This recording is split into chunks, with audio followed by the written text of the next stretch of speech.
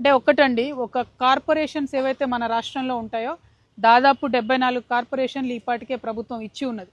అందులో అగ్రకులానికి సంబంధించిన ఒకే ఒక కులానికి మరి ప్రభుత్వం కట్టబెట్టడం జరిగింది.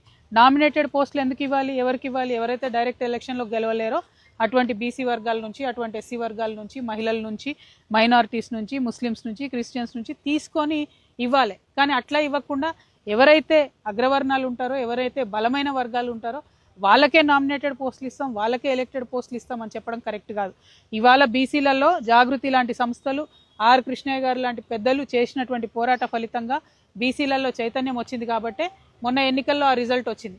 ఏ సీట్లో బీసీలు నిలబడ్డా గెలిపించుకున్నారు కాబట్టి ఆ రిజల్ట్ వచ్చింది. అందులో ప్రభుత్వం చేసింది ఏమీ లేదు.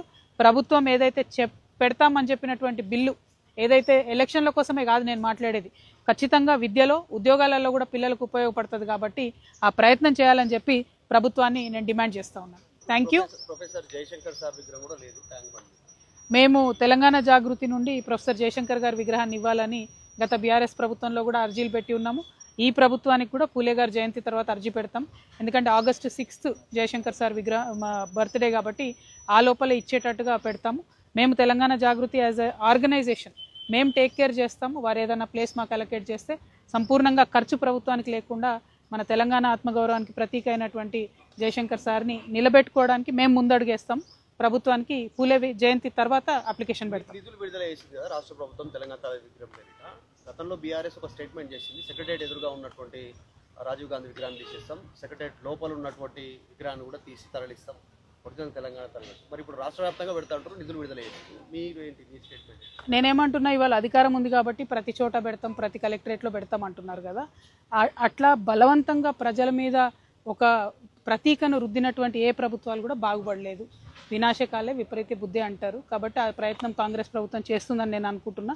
అట్లా చేయకుండా ప్రజలకు నచ్చినటువంటి విగ్రహాలను పెడితే ప్రజలు హర్షిస్తారు. అంటే మున్సిపల్ ఎన్నికల్లో గొడవలు జరిగాయి, కేతనపల్లిలో సుమన్ అరెస్టు, ఇట్లాంటి అంశాలు ఎట్లా చూస్తుంది పార్టీ? అంటే ప్రజలు హంగ్ తీర్పు ఇచ్చారండి. ప్రజలు సంపూర్ణంగా ప్రజల విశ్వాసాన్ని ఏ పార్టీ కూడా చూరగొనలేకపోయింది. బీఆర్ఎస్ పార్టీ ప్రతిపక్షంగా విఫలమైంది కాబట్టి ఏ ఒక్క హామీ కూడా నెరవేర్చకుండా కాంగ్రెస్ పార్టీకి ఇలా బెటర్ రిజల్ట్ వచ్చింది. అదే బీఆర్ఎస్ పార్టీ అడుగడుగున నిలదీసి ఉంటే ప్రజలకు కొంచెం కాన్ఫిడెన్స్ వచ్చేది. అట్లా కాకుండా మిక్స్డ్ రిజల్ట్ రావడానికి బీజేపీ కానీ బీఆర్ఎస్ కానీ ప్రతిపక్షాలుగా విఫలమైనవి. కాంగ్రెస్ పార్టీ ఒక్క హామీ నెరవేర్చకపోయినా బెటర్ రిజల్ట్ వచ్చిందంటే డబ్బు, అధికారము అన్నీ వాడుకున్నారు. ఎక్కడెక్కడైతే హంగ్ వచ్చిందో, ఇండిపెండెంట్స్ ఉన్నారో అక్కడ అన్ని చైర్మన్లు కాంగ్రెస్ కైవసం చేసుకున్నది. సో క్లియర్గా అర్థమవుతా ఉంది.